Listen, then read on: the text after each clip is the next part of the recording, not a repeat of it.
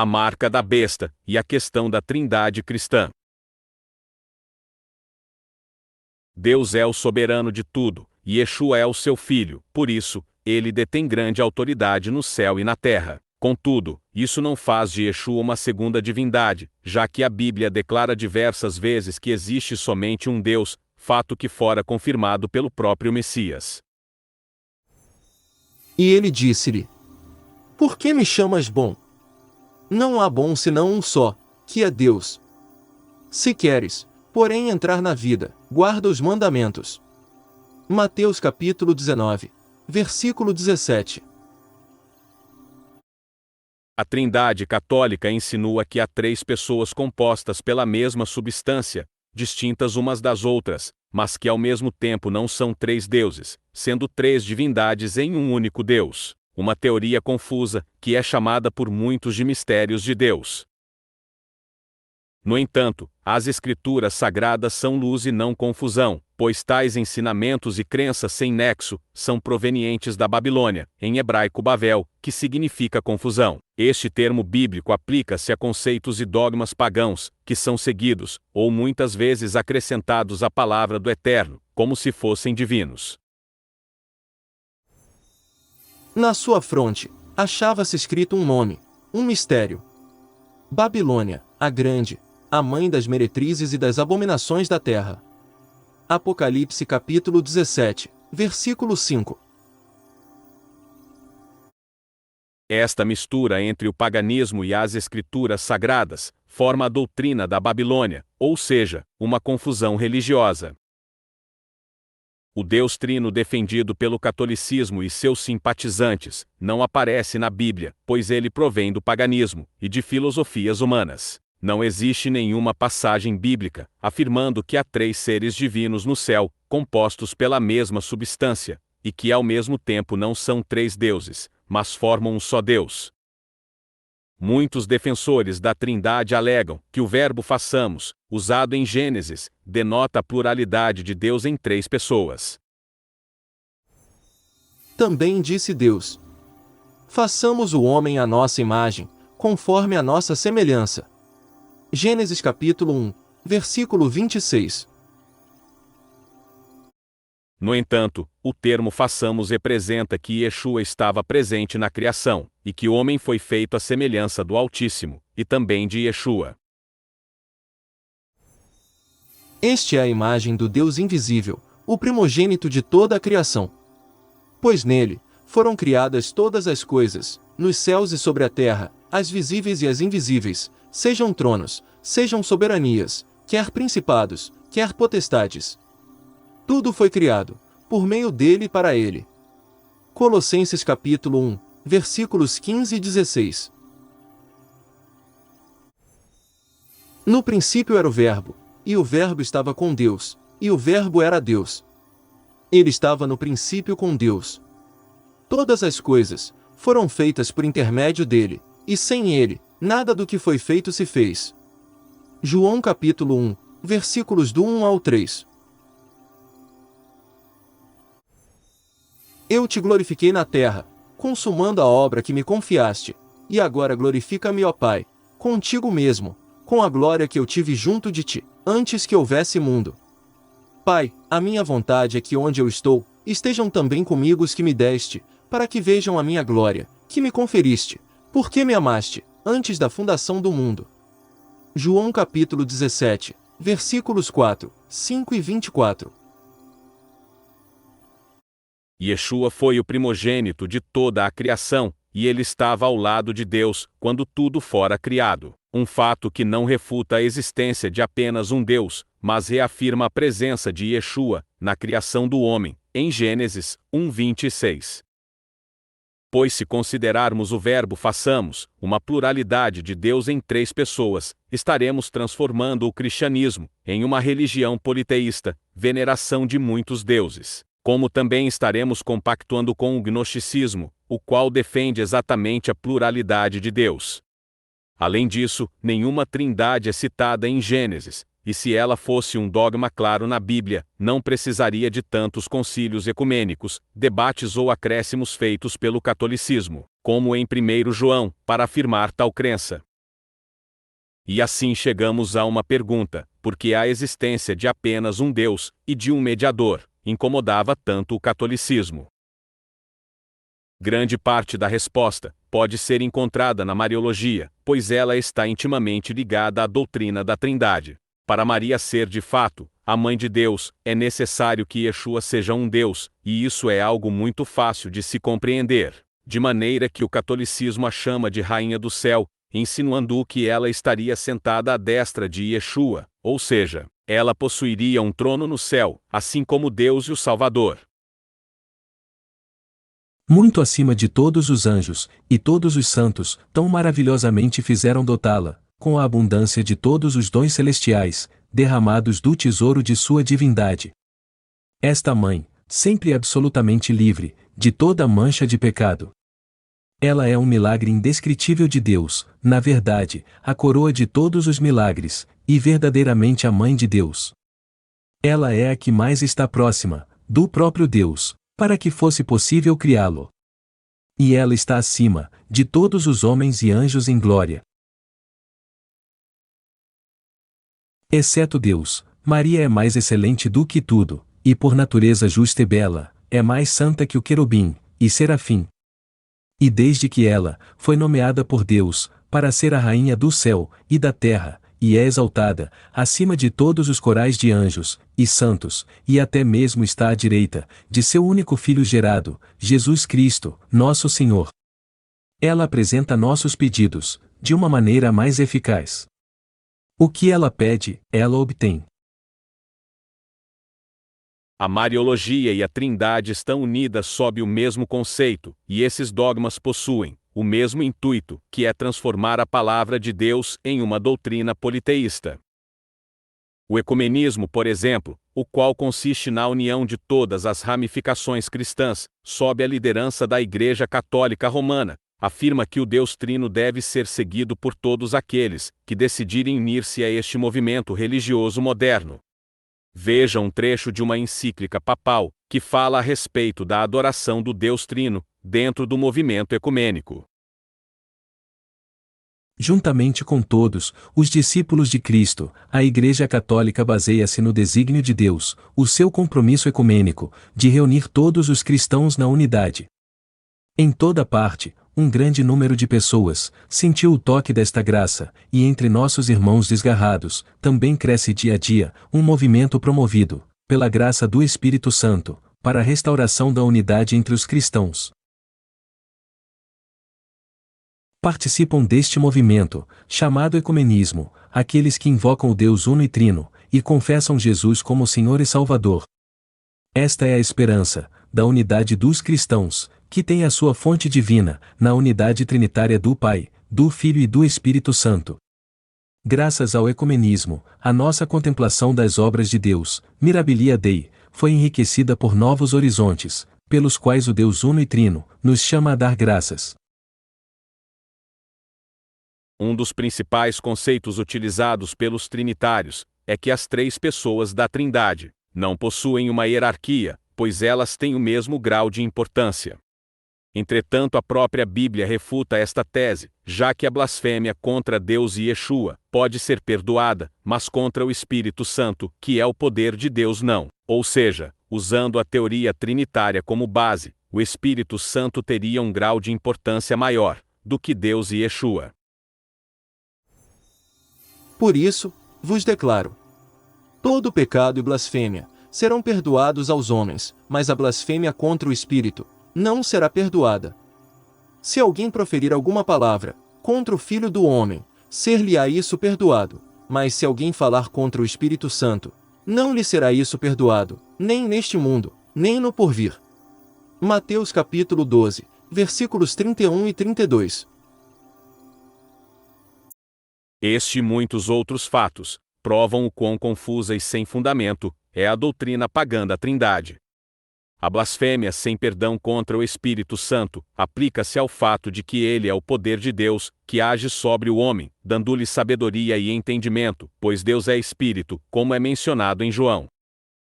Outro ponto que derruba a tese trinitária, de que as três pessoas têm o mesmo grau de importância, é a confissão do próprio Yeshua sobre a superioridade de Deus em relação a ele. Ouvistes que eu vos disse: vou e volto para junto de vós. Se me amasseis, alegrar-vos-ieis de que eu vá para o Pai, pois o Pai é maior do que eu. João capítulo 14, versículo 28. Em verdade vos digo, que o servo não é maior do que seu senhor, nem o enviado, maior do que aquele que o enviou. Ora, se sabeis estas coisas, bem-aventurados sois, se as praticardes. João capítulo 13, versículos 16 e 17. No entanto, os defensores da Trindade argumentam que Yeshua proferiu estas palavras, porque o Salvador estava em um corpo terreno, ou seja, o nosso, e não na forma celestial, e que após a sua subida ao céu, isso já não era mais válido, pois ele faria parte da Santíssima Trindade. Então iremos desmentir esta tese, através do livro de Apocalipse, que fora ditado por Yeshua ao apóstolo João, depois do Salvador ter subido ao céu, e se assentado à destra de Deus. Revelação de Yeshua HaMashiach, que Deus lhe deu para mostrar aos seus servos as coisas que em breve devem acontecer e que ele, enviando por intermédio do seu anjo, notificou ao seu servo João, o qual atestou a palavra de Deus, e o testemunho de Yeshua HaMashiach, quanto a tudo o que viu. Bem-aventurados aqueles que leem, e aqueles que ouvem as palavras da profecia, e guardam as coisas nela escritas, pois o tempo está próximo. João, às 7 igrejas que se encontram na Ásia, graça e paz a vós outros, da parte daquele que é, que era e que há de vir, da parte dos 7 espíritos que se acham diante do seu trono, e da parte de Yeshua HaMashiach, a fiel testemunha, o primogênito dos mortos e o soberano dos reis da terra. Aquele que nos ama, e pelo seu sangue, nos libertou dos nossos pecados, e nos constituiu reino, sacerdotes para o seu Deus e Pai, a ele a glória e o domínio pelos séculos dos séculos. Amém. Apocalipse capítulo 1, versículos do 1 ao 6. Venho sem demora. Conserva o que tens, para que ninguém tome a tua coroa. Ao vencedor, falo-ei coluna no santuário do meu Deus, e daí jamais sairá. Gravarei também sobre ele o nome do meu Deus, o nome da cidade do meu Deus, a nova Jerusalém que desce do céu, vinda da parte do meu Deus, e o meu novo nome. Quem tem ouvidos, ouça o que o Espírito diz às igrejas. Apocalipse capítulo 3, versículos do 11 ao 13. Repare que Yeshua não é chamado de Deus, ou se intitula assim, e muito menos uma trindade celestial, é citada em Apocalipse, pois o Salvador e o apóstolo João deixam bem claro que existe somente um Deus, e que Yeshua é o mediador, já que o Rei dos Reis é a fiel testemunha, e aquele que tem o Eterno como seu Deus. E Yeshua também deixou a oração, que diz assim: Portanto, vós orareis assim: Pai nosso, que estás nos céus, santificado seja o teu nome, venha o teu reino, faça-se a tua vontade, assim na terra como no céu. O pão nosso de cada dia dá-nos hoje, e perdoa-nos as nossas dívidas, assim como nós temos perdoado aos nossos devedores. E não nos deixes cair em tentação, mas livra-nos do mal, pois teu é o reino, o poder, e a glória para sempre. Amém. Mateus capítulo 6, versículos do 9 ao 13. Onde está o Deus Trino? Se ele realmente existisse, Yeshua teria ordenado para que todos orassem ao Pai, Filho e Espírito Santo, pois esta seria uma bela ocasião para a Trindade finalmente ser revelada na Bíblia. Porém isto não ocorreu, já que ela é uma crença pagã, que fora introduzida no cristianismo pelo homem. Yeshua, o mais capacitado para falar sobre este assunto, pediu a todos para que orassem ao único Deus, e não para uma tríade de deuses. Disse-lhe Yeshua: Mulher, podes crer-me que a hora vem, quando nem neste monte, nem em Jerusalém adorareis o Pai. Vós adorais o que não conheceis, nós adoramos o que conhecemos, porque a salvação vem dos judeus. Mas vem a hora e já chegou, em que os verdadeiros adoradores adorarão o Pai em espírito e em verdade, porque são estes que o Pai procura para seus adoradores. Deus é espírito, e importa que os seus adoradores o adorem em espírito e em verdade. João capítulo 4, versículos do 21 ao 24. Yeshua, orando para Deus, disse as seguintes palavras. Tendo Yeshua falado estas coisas, levantou os olhos ao céu e disse: Pai, é chegada a hora, glorifica teu Filho, para que o Filho te glorifique a ti, assim como lhe conferiste autoridade sobre toda a carne, a fim de que ele conceda a vida eterna a todos os que lhe deste. E a vida eterna é esta, que te conheçam a ti, o único Deus verdadeiro, e a Yeshua Hamashia, a quem enviaste. João capítulo 17, versículos do 1 ao 3. Posteriormente, o apóstolo Saulo confirmou as palavras de Yeshua. Há somente um corpo e um espírito, como também fostes chamados, numa só esperança da vossa vocação. Há um só Senhor, uma só fé, um só batismo, um só Deus e Pai de todos, o qual é sobre todos, age por meio de todos, e está em todos. Efésios capítulo 4, versículos do 4 ao 6. Além disso, se as três pessoas da Trindade, como afirmam seus defensores, são coeternas, e possuem a mesma autoridade e poder, sendo portanto onipotentes e oniscientes, então por que Yeshua não saberia o dia e a hora de sua vinda? Mas a respeito daquele dia e hora ninguém sabe, nem os anjos dos céus, nem o Filho, senão o Pai. Pois assim como foi nos dias de Noé, também será a vinda do Filho do Homem. Mateus capítulo 24, versículos 36 e 37. Veja que a Bíblia refuta claramente o dogma da Santíssima Trindade, criado pela Igreja Católica Romana. E para finalizarmos, teremos que analisar mais uma pergunta: Yeshua é Deus, ou o Filho de Deus? Pois se Yeshua é Deus, então ele não poderia ser o primogênito de toda a criação, como a Escritura revela, pois ele teria que coexistir com Deus, na mesma igualdade desde o princípio, e não ter sido gerado pelo Altíssimo. Este é a imagem do Deus invisível, o primogênito de toda a criação. Colossenses capítulo 1, versículo 15. E novamente, ao introduzir o primogênito no mundo, diz: E todos os anjos de Deus o adorem. Hebreus capítulo 1, versículo 6.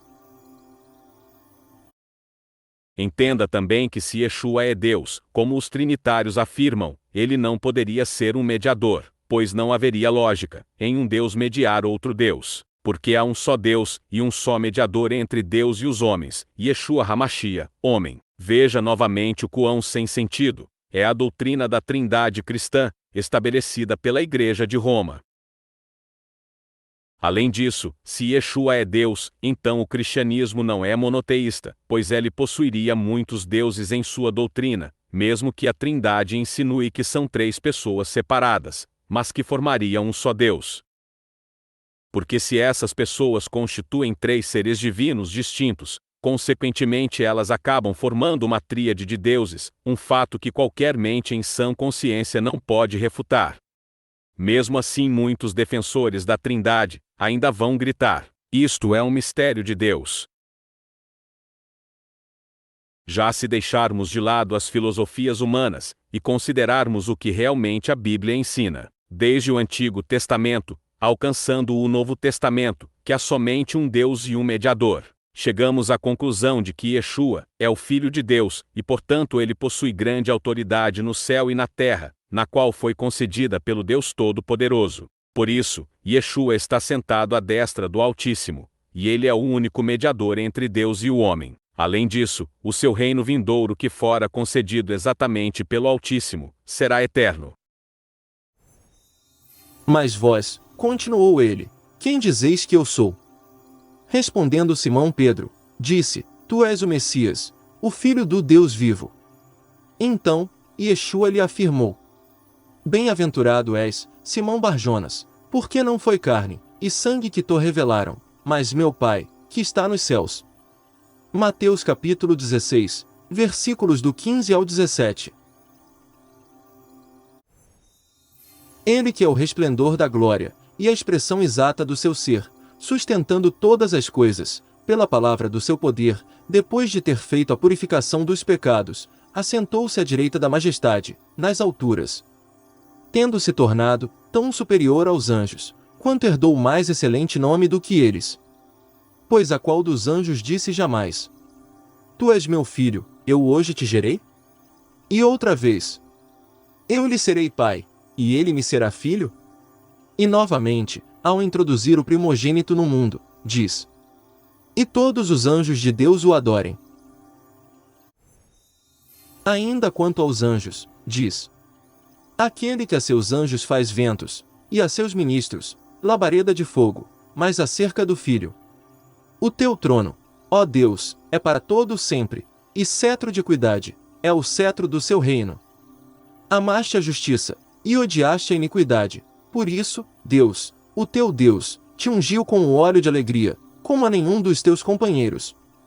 Ainda, no princípio, Senhor, lançaste os fundamentos da terra, e os céus são obra das tuas mãos, eles perecerão, tu, porém, permaneces. Sim, todos eles envelhecerão qual veste, também qual manto, os enrolarás. E como vestes, serão igualmente mudados, tu, porém, és o mesmo, e os teus anos jamais terão fim. Ora, a qual dos anjos jamais disse: Assenta-te à minha direita, até que eu ponha os teus inimigos por estrado dos teus pés? Não são todos eles espíritos ministradores, enviados para serviço, a favor dos que hão de herdar a salvação? Hebreus capítulo 1, versículos do 3 ao 14. Mas, nos dias destes reis, o Deus do céu suscitará um reino, que não será jamais destruído. Este reino não passará a outro povo, esmiuçará e consumirá todos estes reinos, mas ele mesmo subsistirá para sempre. Como viste que do monte foi cortada uma pedra, sem auxílio de mãos, e ela esmiuçou o ferro, o bronze, o barro, a prata e o ouro. O grande Deus fez saber ao rei o que há de ser futuramente. Certo é o sonho, e fiel a sua interpretação. Daniel capítulo 2, versículos 44 e 45. E o escriba lhe disse: Muito bem, mestre, e com verdade disseste que há um só Deus, e que não há outro além dele. Marcos capítulo 12, versículo 32. Assim que, quanto ao comer das coisas sacrificadas aos ídolos, sabemos que o ídolo nada é no mundo, e que não há outro Deus, senão um só. Todavia para nós há um só Deus, o Pai, de quem é tudo, e para quem nós vivemos, e um só Senhor, Yeshua HaMashiach, pelo qual são todas as coisas, e nós por ele. 1 Coríntios capítulo 8, versículos 4 e 6. Assim diz o Senhor dos Exércitos: Eu sou o primeiro e eu sou o último, e além de mim não há Deus. Vós sois as minhas testemunhas, diz o Senhor, o meu servo a quem escolhi, para que o saibais, e me creiais, e entendais que sou eu mesmo, e que antes de mim Deus nenhum se formou, e depois de mim nenhum haverá. Isaías capítulo 44, versículo 6, e capítulo 43, versículo 10. Algo muito importante a ser destacado é que o versículo de 1 João, que mencionaria uma suposta trindade cristã, não é encontrado nos manuscritos mais antigos, pois ele surgiu no século XIII e fora introduzido na Bíblia somente a partir do século XVI. Através deste fato, chegamos a uma pertinente pergunta: afinal, de onde ele veio então? A resposta é muito fácil de se encontrar, já que ele é proveniente do catolicismo, e a seguir você verá uma comparação dos textos. Pois há três que dão testemunho no céu: o Pai, a Palavra, e o Espírito Santo, e estes três são um. E três são os que testificam na terra: o Espírito, a água, e o sangue. E os três são unânimes num só propósito. Almeida Revista e Atualizada. Há três que dão testemunho: o Espírito, a água, e o sangue. E os três são unânimes. Nova Versão Internacional. Porque três são os que testificam no céu: o Pai, a Palavra, e o Espírito Santo, e estes três são um. E três são os que testificam na terra: o Espírito, e a água, e o sangue, e estes três concordam num. Almeida Corrigida e Fiel. Há três que dão testemunho: o Espírito, a água e o sangue, e os três são unânimes. Nova Versão Transformadora. Há três testemunhas: o Espírito, a água e o sangue, e os três estão de acordo. Bíblia Judaica Completa. Porque três são os que testemunham: o Espírito, a água e o sangue, e os três tendem ao mesmo fim. Bíblia de Jerusalém.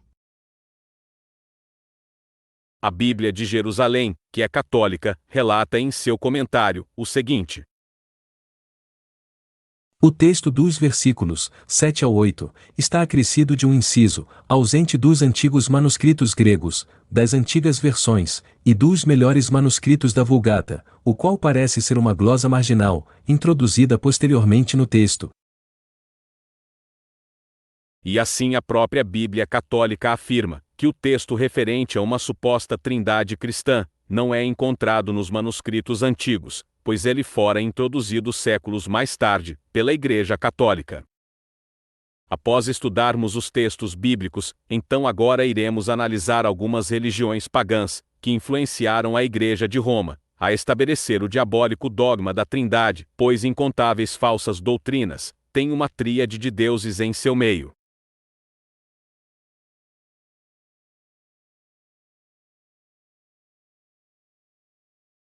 A primeira tríade de deuses que surgiu na antiga Babilônia foi Nimrod, o pai, Tamuz, o deus Sol e filho, e Semiramis, a mãe. Com o passar do tempo, essa trindade foi sendo moldada, e então ela recebeu novos nomes e aspectos. Daí apareceu um culto de três divindades, que comandavam a terra, sendo elas Anu, o deus do céu, Bel o da terra, e Ea o das águas. E assim eles governavam o mundo conjuntamente. E eram três deuses distintos. Mais tarde surgiu a tríade de deuses, formada por Samas, o deus Sol, Sim, o deus da Lua, e Eshitar, a deusa estrela, que figurava o planeta Vênus. Compreenda que a Babilônia foi a mãe de todas as abominações da terra, e ela influenciou muitas religiões ao longo dos séculos, algo que será estudado com detalhes no vídeo, a descrição da Grande Meretriz.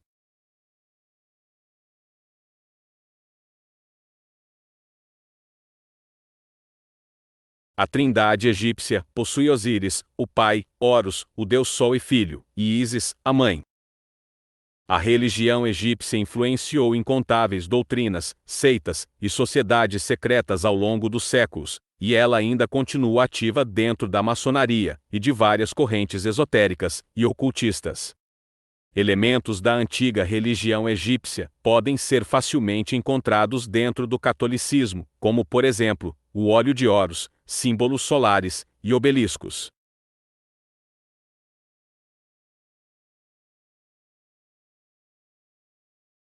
A trindade grega possui Zeus, o pai, Atena, a filha, e Hera, a irmã de Zeus. Já a trindade romana é a mesma, apenas os nomes são diferentes, como se vê na foto.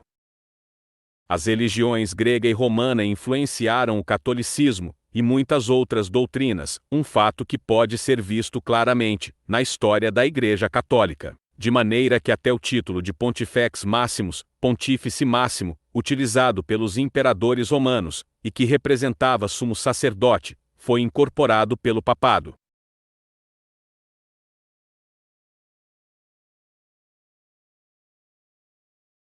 Algumas correntes filosóficas gregas defendiam conceitos da hipóstase, a realidade, a existência, ousia, essencia, substância, ser, e demiurgo, Deus, Criador, ou seja, um pensamento em três formas, uma trindade. Conceitos filosóficos podem ser facilmente encontrados nos principais líderes e nomes católicos, através dos séculos.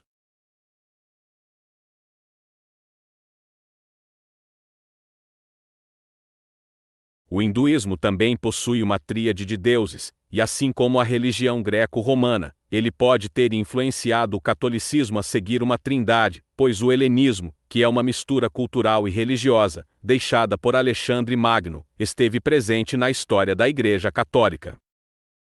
Lembrando que todas essas religiões citadas neste vídeo, incluindo a filosofia, foram criadas muito antes do catolicismo existir. E para finalizarmos o estudo sobre a influência do paganismo no estabelecimento da Trindade cristã, agora iremos falar a respeito do hermetismo, o qual é uma doutrina proveniente da antiguidade e que ganhou popularidade na Idade Média e moderna. O hermetismo é baseado nos ensinamentos mitológicos de Hermes Trismegisto, um nome que simbolizava a sabedoria divina, e consistia na combinação do deus grego Hermes, que em Roma era chamado de Mercúrio, com o deus egípcio Tote. O nome Trismegisto simbolizava 3 vezes maior, e uma teoria sobre essa questão afirma que isso se deve ao fato de que Hermes louvava uma trindade, na qual ele dizia existir. O hermetismo reúne, ao mesmo tempo, conceitos religiosos, filosóficos e científicos. A hermética era muito popular entre os alquimistas e astrólogos, e o período que abrange os escritos herméticos estendeu-se por volta de 300 a.C. a 1200 depois de Cristo. Um dos escritos de Hermes Trismegisto, chamado de Tábula Esmaragdina, a Tábua de Esmeralda, que inclusive deu origem à alquimia, diz o seguinte: O sol é o pai, a lua é a mãe, o vento o embalou em seu ventre, a terra é sua ama, o telema do mundo está aqui. Sobe da terra para o céu, e desce novamente à terra, e recolhe a força das coisas superiores e inferiores. Por esta razão, fui chamado de Hermes Trismegisto, pois possui as 3 partes da filosofia universal. O que eu disse sobre a obra solar é completo. Segundo os ensinamentos de Hermes, Satanás seria um deus representado pelo Sol, e existiria uma trindade filosófica ao seu redor. A pirâmide, por exemplo, possui 3 pontas, e ela simboliza uma trindade, 3 poderes. Por isso, a pirâmide é utilizada dentro da maçonaria e em muitas outras correntes, onde ela denota poder, sabedoria e influência. O hermetismo influenciou muitas religiões e seitas, e ele esteve presente entre os pais da Igreja Católica e na Ordem dos Cavaleiros Templários. Um dos principais símbolos usados no hermetismo é o caduceu, e ele possui a imagem de 2 serpentes em torno de uma haste, adornadas com asas. O caduceu representava questões comerciais e negociações associadas com o deus do hermetismo. Agora, repare que na imagem do Bafomé há um caduceu, pois ele é um símbolo importante dentro do paganismo e ocultismo. O mais impressionante é que o caduceu também está presente na Igreja Ortodoxa.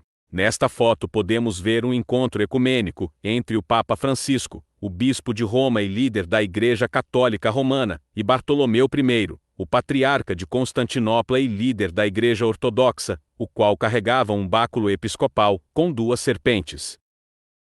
Existem várias formas de báculo episcopal, entretanto o conceito religioso é sempre o mesmo. Os católicos consideram este objeto um símbolo divino, sendo usado figuradamente pelos líderes da Igreja, como uma forma de guiar as suas ovelhas até o caminho da salvação. Assim como a mitra, o báculo é religiosamente de origem etrusca, e ele era usado por feiticeiros e arúspices na antiguidade. O símbolo das 2 serpentes também pode ser visto no deus do gnosticismo, que de acordo com seus seguidores, seria uma divindade dualista, ou seja, praticante do bem e do mal. Ao estudarmos as religiões antigas, percebemos que a Trindade estava presente em todas elas. E quando analisamos os símbolos e dogmas da Igreja Católica Romana com detalhes, observamos semelhanças assustadoras com tais religiões pagãs. E isso deve-se ao fato de que o catolicismo se originou exatamente da união entre os cristãos do século IV e a Roma pagã. Contudo, a Trindade é apenas um destes elementos que o catolicismo absorveu do universo do paganismo, e ele conseguiu de maneira perspicaz que todos seguissem a sua doutrina, ou pelo menos parte dela, seja através da opressão ou do convencimento do povo.